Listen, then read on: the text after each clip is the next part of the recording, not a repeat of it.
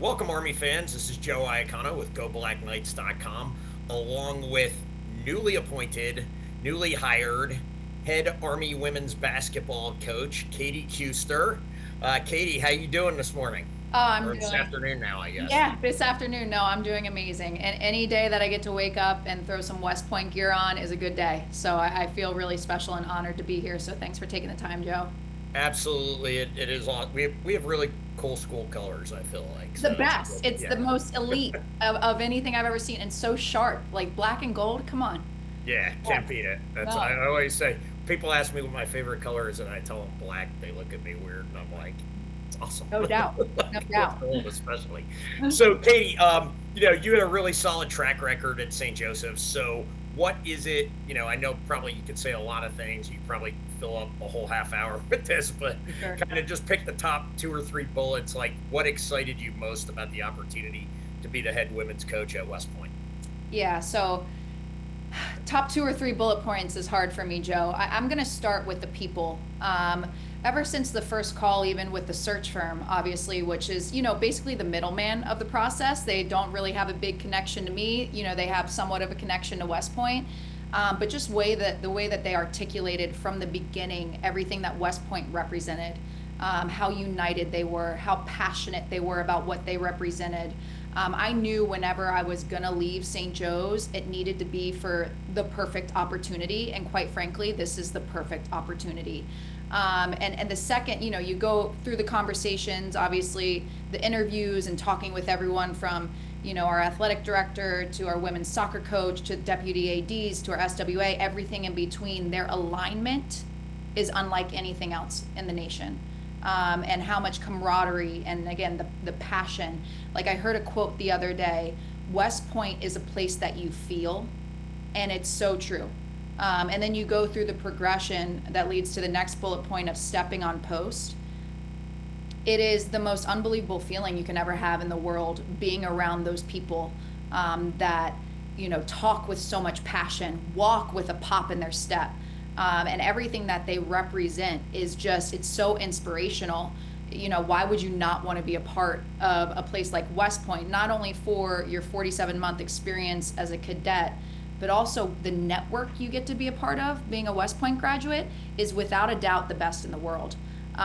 So again, Joe, I could go on and on, but I'm fired up. You just recruited me. I'm ready to come back and do another 4 years. 110. Joe, I clench my fists talking to recruits about West Point, and I'm looking at the calendar right now. I guess I got the job offer on maybe the May 21st or 22nd, so I'm only, how many days in, and that's how genuinely, authentically passionate I feel about representing West Point, and it's real. It's real. Wow. Well, I can already see why why you got the job. So great stuff. Let's talk about. I know you talked with Charles here, who's the publisher at GBK, and you guys had an opportunity to talk about your father, John, who, when I looked at his resume, was really impressive. Some time with the Pistons and the Lakers. He's worked with or been mentored by the late Dean Smith, Larry Brown, a couple other guys. Can you talk a little bit about the influence that your dad has had on you as a coach and a leader, and what his reaction was when you accepted the offer at West Point? Yeah.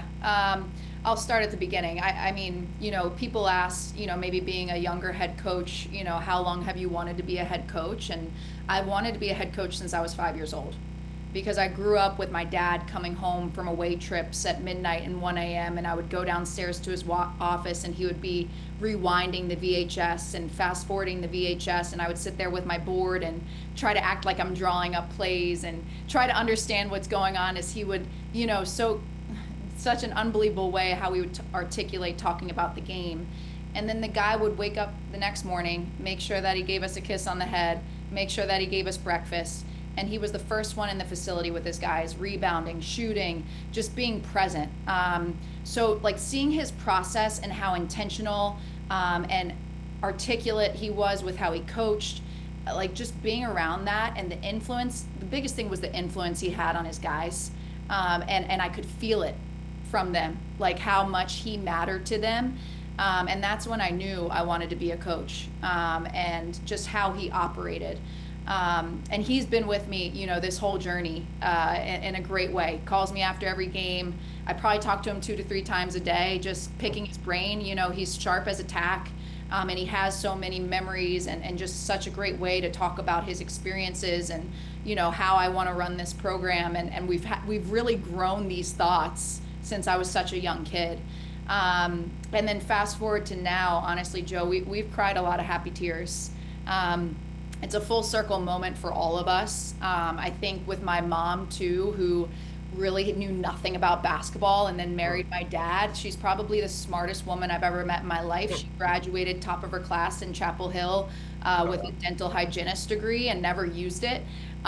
So we've kind of just always been an operating unit. Like she's the face behind the scenes, and then there's my dad. So, and then there's me and my brother. So we've just always been the four of us, like, moving steps forward to this dream again that we lived through with my dad, and now being able to do it myself has been super surreal. Wow, that's pretty awesome. I can relate a lot to a lot of that. I had a dad who was a Hall of Fame high school wrestling and football and girls softball coach, and very similar story. So I Yeah, really that's awesome. like even better now. Better. This is good stuff. No, I can relate to all that. I believe you've had an opportunity to meet with the players, right? And West Point's coming off one of their most successful seasons in school history. Mhm. What are you most excited about with the potential of this current group of players? Yeah, I mean, I told them in the first time I met them, this roster has success written all over it. What they did last year, aside from the 20 plus wins, beating Navy twice, was super impressive. And I've been able to watch a lot of their game film within the last month or so and really just digest everything that they were and everything that we could be. They returned statistically, they returned 4 of their 5 starters. So they return right off the bat about 85% of their offense, which is unbelievable. They return a lot of people that got really good, solid experience as underclassmen, which is awesome too. And then, we have a great incoming class as well that have remained committed to West Point. And how could you not? I mean, me aside, how do you not remain committed to a place like West Point? So just really excited to get there knowing that they have accomplished so much, but the ceiling is still very high with what we're going to move forward to accomplish. And, trying to understand and wrap my head around the Army-Navy rivalry, in which I can honestly say I have. I mean, I grew up in a Carolina Duke household, so it's the rivalry. This is different. But we're going to approach every day with that beat Navy mentality. There's a different pop in their step with those Navy games. There's a different atmosphere in that arena with those Navy games. And now it's on us to recreate that every single day, every single rep. So I'm just, I'm so fired up and so fortunate to be able to have a roster like this and a situation like this to come in for my first year. Awesome, Katie. Yeah, I'm glad you actually. This wasn't part of my original question set, but I'm glad you actually hit on the Army Navy rivalry. Oh, yeah. And quick story: Army's former offensive coordinator on their football team, who I developed a pretty good relationship with, Brent Davis, who's down at Virginia Tech now, has a really good story. He played at Georgia in college, and he got here, and everybody was telling him how big Army Navy was, and he was like, "Yeah, I've done Georgia, Florida, Georgia Tech. I got Yeah. this." And he said on his first Army Navy game, he's down on the field at pregame, warming the kids up, and the kids are looking at him and they're like, "Coach, he's like, I think you guys are gonna have to calm me down. I've never seen anything like this before." So I think Duke Carolina will give you a lot of good background on it Yeah. for sure. Probably Yeah. maybe more so than any other college basketball rivalry.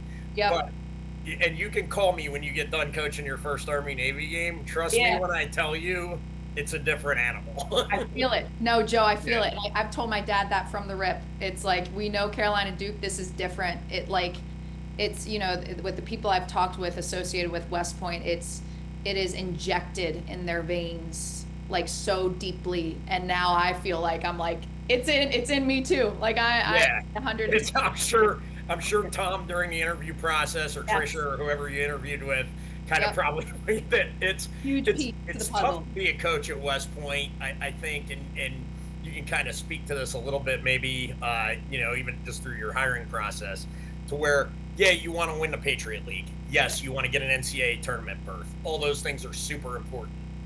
But if you don't beat Navy, it is. I mean, the football team last year had their best season since Pete Dawkins played here, but they didn't beat Navy. And if you talk to Coach Munkin, he'll say it was a good season. It wasn't a great season. Yeah, 100%. I heard that. I actually looked at their schedule before my interview and I was like, oh, like, they had so much success and obviously they'll talk a lot about that, but that is a huge piece to the puzzle, the success puzzle that we talk about all the time. Like that is the middle piece that if you don't have it in there, the puzzle doesn't look right.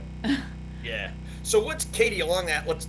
This is a really good topic. I'm actually glad we got on it. Yeah. So let's, coming in as a new coach who's new to the rivalry, Hmm. kind of, you know, trying to figure out, I know every coach in the world is one game at a time, and obviously you're going to want to keep your girls on one game at a time mentality, but realizing that in the back of their mind is always the beat Navy and the star and all that kind of stuff. Hmm. Have you figured out a strategy for like how to balance that yet, or are you maybe going to talk to some other coaches on post, or kind of what's your thought process around some of that stuff? Yeah, I do think it's interesting. I do think it's important to talk about the subconscious, and just kind of get it out into the atmosphere just so we can work through it. So I think, a lot of coaches have the mentality like, we don't want to talk about winning a championship. That's in March. We don't want to talk about beating Navy. That's twice probably in January and February, however that looks. Like, I'm more about talking about it because the more you talk about it, the more you're going to be about it. Like it's just the truth. It falls right in line. Yeah. And I think it's more so the rivalry is the rivalry, but the approach and the passion that people feel about it is what we need to bring to light every single day. Like we're not going to obviously prepare for Colgate the same way scouting report Right. wise, right? Just personnel based Right. alone, but our passion, our intensity, our intentionality, like it has to be very similar in line every single day to how we want to win that game that day, whenever it falls, when we're walking into Annapolis or they're coming to us. Like that's the consistent approach that we need to talk about it and we got to be about it. And that's just how I'm always going to be. And we're going to talk about championships too, because we're not all of a sudden going to arrive in March and Lehigh's coming in to West Point or however that looks. And all of a sudden it's like, whoa, now we're Right. for a championship. It's like, no, guys, we've talked about this. Yep. We've walked a certain way, we've talked a certain way because when the moment arrives, there's no fear. We've been about it the whole time. So, Yep.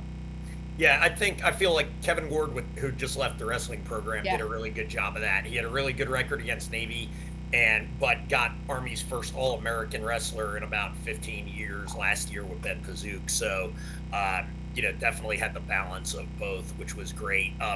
You know, uh, you mentioned a little bit about your recruiting class for 2025, and I know due to West Point regulations you can't mention specific names, all that stuff, but talk a little bit about your 2025 recruiting class. And I hear that you have 5 commits, so just talk a little bit about the class and what has you excited about the group of athletes you have coming in.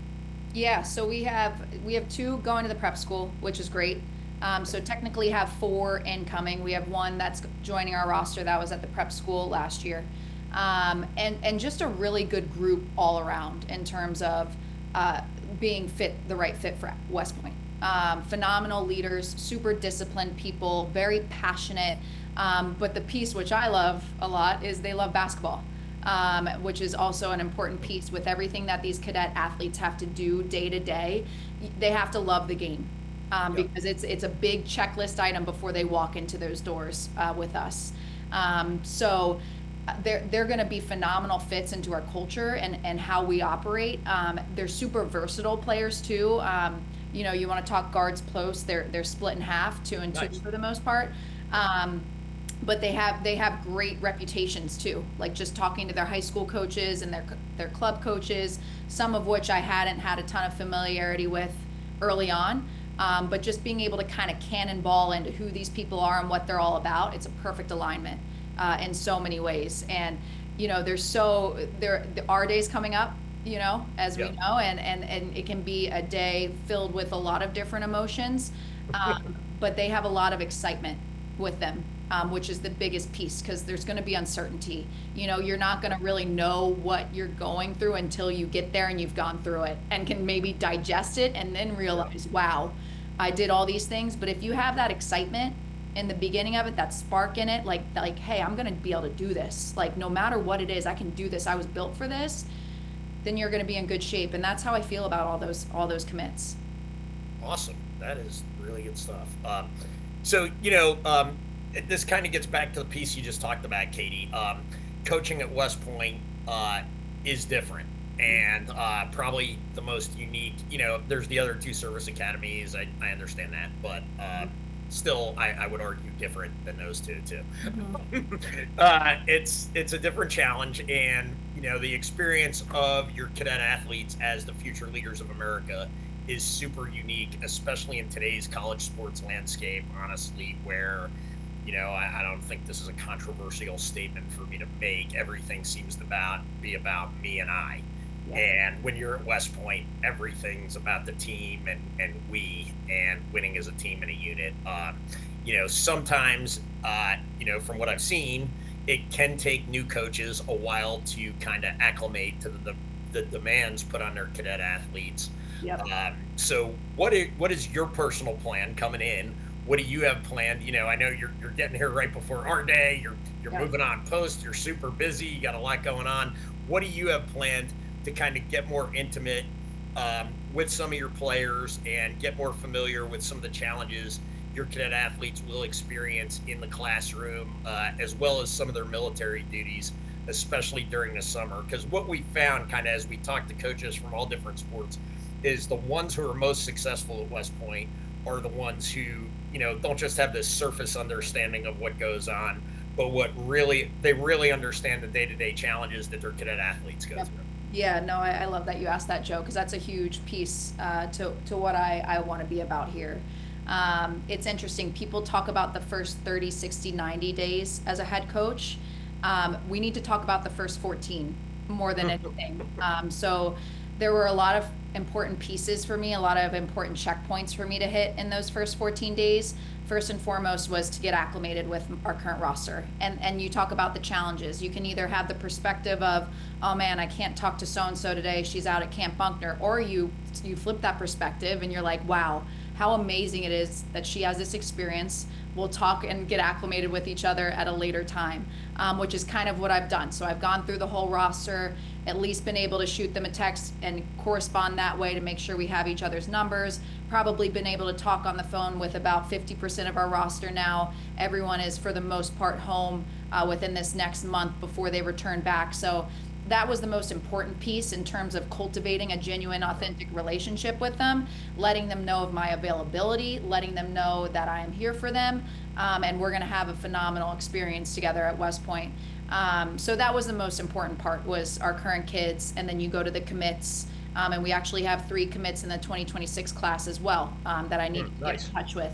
But in terms of the educational piece from West Point, like, I'm cannonballing directly into that. I was up at Camp Bunkner, maybe that same week that I got named the head Awesome. coach. Yeah, maybe the next Good. week. So I got to go out there and see Reese Erickson, and just kind of see, what her day to day looked like in her training, going into her final year at West Point, which I know every summer, after every year is a little bit different. And it seems like the one going into her first year is the most intense, I guess they would say, in a lot of ways. Yeah, definitely the most leadership responsibility for Yes, sure. exactly. And It's so kind of like platoon leader on the job training, kind of, so that when she comes out, she'll be ready to rock and roll. So that's yeah. exactly how I felt seeing her out there.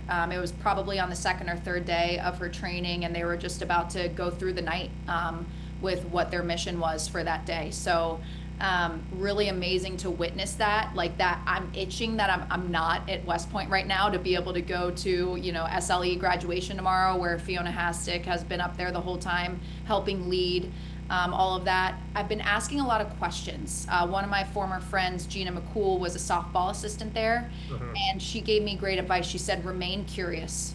Like, ask the questions, do the things, show up for them, just to show that you can support them. They don't want you to talk every single way that they talk, but they want you to just be there for them. Yeah. And that's what I'm how I'm going to operate, Joe. That's how our staff is going to operate.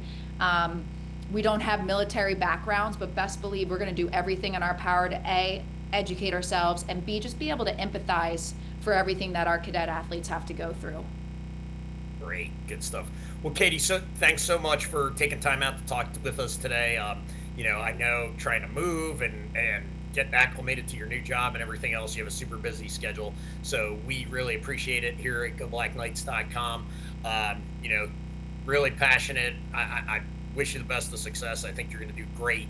And Army fans, for more great content like this, just go ahead and subscribe to our channel at GoBlackKnights.com. It's free. It takes about 6 seconds, and we really appreciate the subscriptions. Helps us with sponsors, helps us with keeping great content like this coming to you. So thank you very much. This has been Joe Iacono with new Army women's basketball head coach Katie Kuester saying, "Go Army, beat Navy." That's right. Thanks, Joe.